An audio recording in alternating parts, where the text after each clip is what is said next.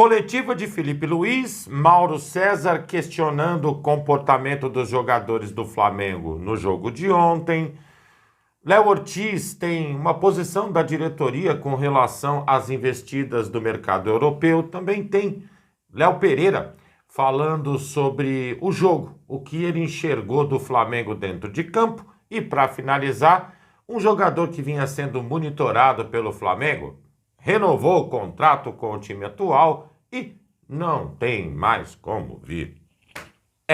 Fala galera rubro-negra, estamos chegando com mais um vídeo aqui no canal Camisa 10 da Nação. O seu, o meu, o nosso canal de notícias e informações do Flamengo.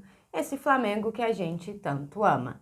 Mas antes de começarmos com as notícias, gostaríamos de pedir a você que acompanha o nosso canal e ainda não é inscrito, para se inscrever aqui embaixo no botão inscreva-se, ativar o sininho da notificação, porque assim, sempre que postarmos um vídeo novo, você será notificado e, claro, deixar também o seu like e o seu comentário, porque isso ajuda demais o nosso trabalho e é muito importante para nós. E como sempre falamos, galera, é rapidinho, papum. E deu. Assim é.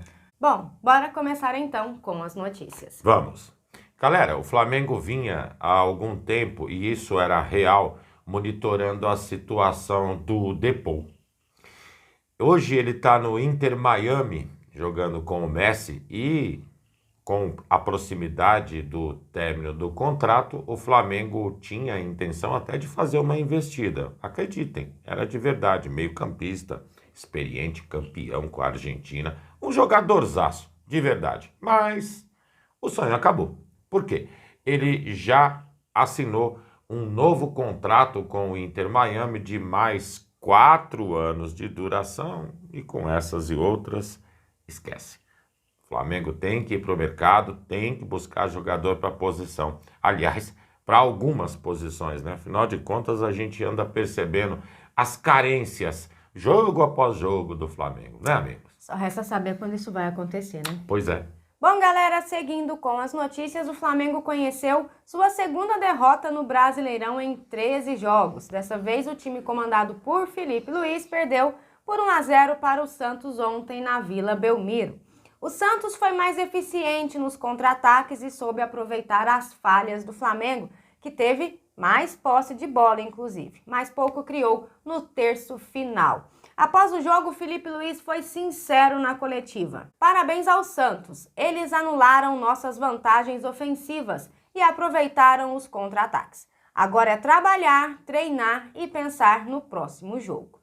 O Felipe reconheceu a dificuldade do time em jogos com defesas mais fechadas e cobrou mais agressividade no setor ofensivo. Ele disse: faltou mais coragem no terço final, arriscar cruzamentos, chutar de fora da área ou encarar no 1 contra 1. Chutar de fora da área. Falamos isso demais aqui no canal. Mas detalhe, as melhores oportunidades do Flamengo ontem, eu estava inclusive vendo, teve um chute que foi de fora da área. De 3 jogadas que o goleiro interveio bem do Santos, uma delas foi bem feita, ele tirou com a ponta dos dedos, tudo bem. Mas se a gente pegar pelo montante de finalizações do Flamengo, foi 1/3.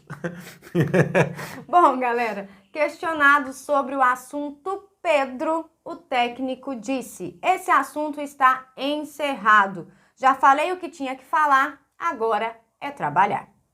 Também perguntaram ao Felipe se o Wallace deveria ter entrado antes na partida e também o porquê Matheus Gonçalves não foi utilizado. E ele explicou: o Wallace tem entrado bem, com gol, assistência, ajudado em várias posições. Optei por ele naquele momento pelo que o jogo pedia. Sobre o Gonçalves, eu só tinha mais uma substituição após o gol e optei por Juninho para termos 2 atacantes na área. Bom, galera, agora o Flamengo se prepara para o clássico contra o Fluminense no próximo domingo às 19h30 no Maracanã pela 15ª rodada. O Fluminense ainda tem o confronto contra o Cruzeiro hoje. O Flamengo, apesar de ter sido uma rodada extremamente negativa para nós, ainda se mantém na liderança. O Cruzeiro está empatado em pontos, porém com um jogo a mais. É bom a gente ficar de olho. E esse jogo de domingo é extremamente importante para nós. Quem também passou na zona mista após o jogo e falou sobre a partida foi Léo Pereira. Aliás, nesse recorte de agora, o Flamengo tinha uma invencibilidade de 5 jogos, viu, galera? Ele disse o seguinte: criamos pouco, faltou o último passe, isso vem faltando sempre, né? Eles jogaram por uma bola e conseguiram. Isso não pode acontecer para um time que quer ser campeão. Aí, para variar, só faltou o Flamengo no final do jogo pedir autógrafo pro Neymar, né? Depois a Ju, inclusive, vai vir com algo muito semelhante a isso. Ele foi questionado sobre o Neymar. E ele disse o seguinte: não pode dar tanta liberdade para um jogador como ele. Foi mérito dele, mas também erro nosso. Só uma curiosidade. O Flamengo no primeiro tempo teve 72% de posse de bola. Aí eu faço a seguinte pergunta para os amigos que também assistiram ao jogo. Desses 72% de produtivo, quanto o Flamengo apresentou? Foi o que eu comentei ontem na live com vocês, amigos. O Flamengo, ele tem a posse de bola muito grande, mas ele não cria. Ele não é efetivo, mesmo tendo a posse de bola em maior parte do tempo. E quero que fique claro uma coisa: a gente não está aqui jogando pedra porque o Flamengo perdeu. Claro. Quem acompanha o canal sabe que o Flamengo ganha de 3, 4, 2 e a gente está reclamando das mesmas coisas todos os pós-jogos. Falta finalização. Felipe Luiz reconheceu isso ontem. Ontem. É incrível como o time não chuta. Um absurdo. Bom, galera, seguindo com as notícias, ontem vimos um Flamengo em campo totalmente apático, diferente de muitas atuações que já presenciamos. Um time cansado, lento, até brigando para não chegar. Foi assim que aconteceu. Mas teve um comportamento de alguns jogadores que o Carlos comentou comigo ontem durante a partida e que também foi percebida por outras pessoas. O jornalista Mauro César Pereira chamou a atenção para um comportamento no mínimo estranho, que foi justamente o que o Carlos percebeu: o excesso de reverência ao Neymar. Segundo Mauro César, os jogadores do Flamengo estavam quase pedindo desculpas por disputar uma bola, por competir.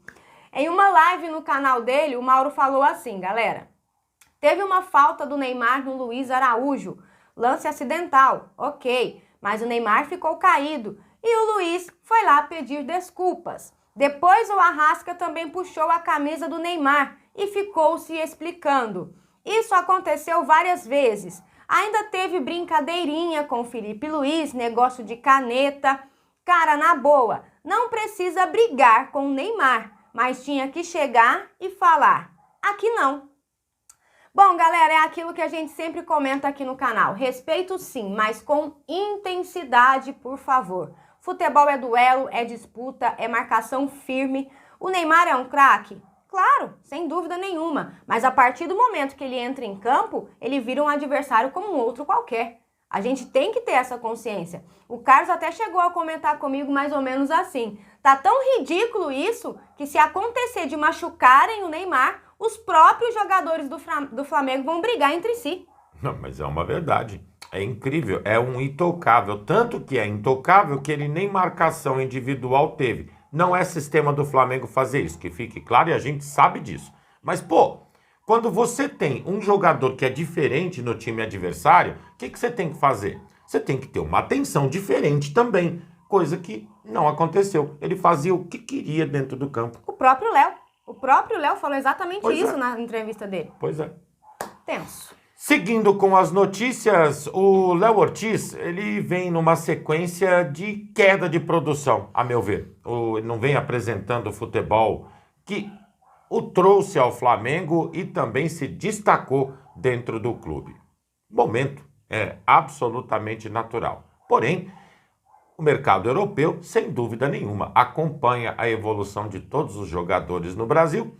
Léo, Ortiz não poderia ser diferente, é um daqueles que são visados. Já surgiram informações de que Juventus e de que Milan estavam interessados na contratação do jogador. Porém, já visando a não liberação do atleta, o Flamengo já se adiantou e disse que não negociará ou abrirá negociações com o Léo Ortiz. Hoje, Ortiz tem 31 jogos, 2025, ele fez 3 gols, uma assistência. Do Campeonato Brasileiro, ele jogou 11 dos 12 jogos, aliás, é um cara que basicamente está em todas as partidas, Sim. não é assim?